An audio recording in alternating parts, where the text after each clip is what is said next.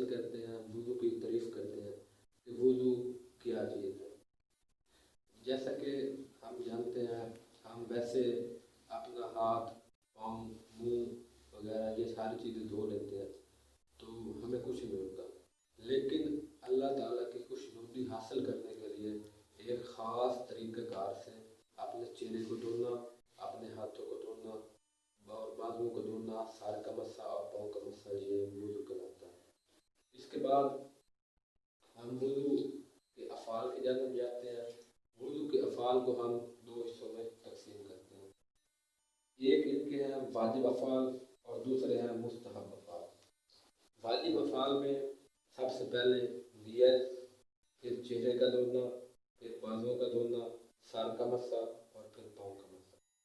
اسی کے ساتھ ساتھ جو ہمارے مستحب افعال ہیں ان میں ہے ہاتھوں کا دھونا، کلی کرنا، ناک میں پانی ڈالنا۔ یہ وضو کے افعال تھے۔ اب ہم بالکل وضو کے طریقے کی طرف آتے ہیں کہ ہمیں وضو کس طرح کرنا چاہیے۔ سب سے پہلے جب ہم وضو کرنے کے لیے آتے ہیں تو سب سے پہلا کام ہمیں یہ کرنا چاہیے کہ وضو کی نیت کرنی چاہیے۔ وضو کی نیت ہمیشہ اللہ تعالیٰ کی خوشنودی حاصل کرنے کے لیے کی جاتی ہے، تو تقریباً یہ نیت کرنی چاہیے کہ وضو کرتا ہوں خوشنودی خدا کے لیے، قربتاً اللہ۔ یہ نیت کر لی۔ اس کے بعد جو وضو کا طریقہ ہے، سب سے پہلے آپ اپنے ہاتھوں کو دھوئیں گے۔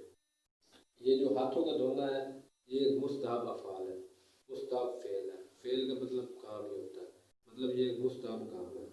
تو ہاتھوں کو میکسیمم 2 مرتبہ دھونا چاہیے۔ ہاتھوں کے دھونے کے بعد پھر ہمارا جو اگلا کام ہوتا ہے وہ ہوتا ہے کلی کرنا۔ کلی 3 مرتبہ کرنی چاہیے اور اچھے طریقے سے کلی کرنی چاہیے، ہو سکے تو انگلی بھی مارنی چاہیے منہ کے اندر۔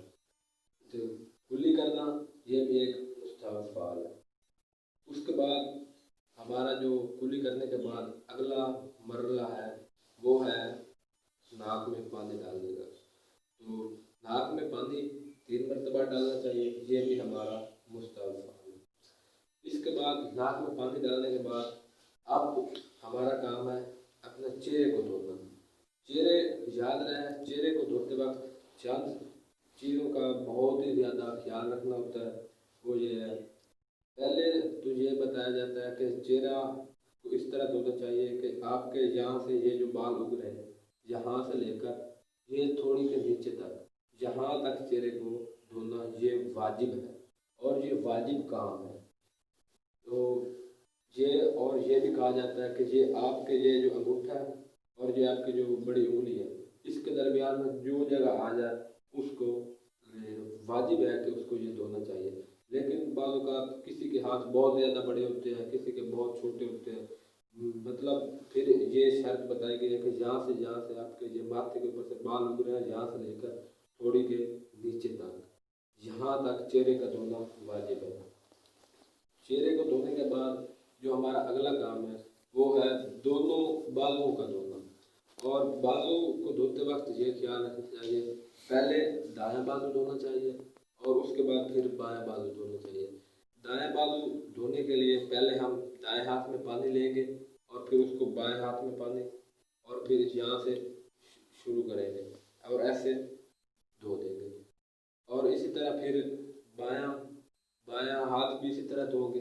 اس کے بعد ہمارا اگلا کام جو ہے وہ ہے ہمارا سر کا مسا، اور یہ بھی واجب فعل ہے کہ سر کا مسا ہمیں کس طرح کرنا چاہیے، یہاں سے تقریباً یہاں سے لے کر ایسے تیز انگلی کے ساتھ ایسے نیچے آنا چاہیے، اور یہ اس بات کا خیال رکھنا چاہیے یہ ہمارے جو چہرے والا پانی ہوتا ہے یہ پانی اور جو ہم مسا کر رہے ہیں وہ پانی آپس میں ملنا نہیں چاہیے، اور یہ جو انگلیاں یہ ماتھے کو یہ یوں ٹچ نہیں ہونی چاہیے۔ اس کے بعد ہمارا وضو کا آخری کام جو ہے وہ ہے ہمارا یہ پاؤں کا مسا۔ پاؤں کا مسا کرتے وقت یہ ہم اپنے انگلیاں جہاں سے شروع ہو رہی ہیں وہاں سے لے کر جہاں تک پاؤں کی ابری ہوئی جگہ ہے وہاں تک بالکل ثابت حالت میں مسا کرتے ہیں۔ اور یہ جو ایک مین چیز ہے وضو کی وہ یہ ہے کہ ہمیں اس بات کی احتیاط کرنی چاہیے، وہ یہ ہے کہ سر اور پاؤں کا مسح کرتے وقت ہمیں سر کو اور جو ہمارے پاؤں ہیں ان کو ساکن حالت میں رکھنا چاہیے۔ اگر ہم ساکن حالت میں نہیں رکھیں گے، سر کو یوں کھینچ دیں گے یا پاؤں وغیرہ ہمارے ساکن نہیں ہوگے تو ہمارا جو وضو ہے وہ باطل ہو جائے گا۔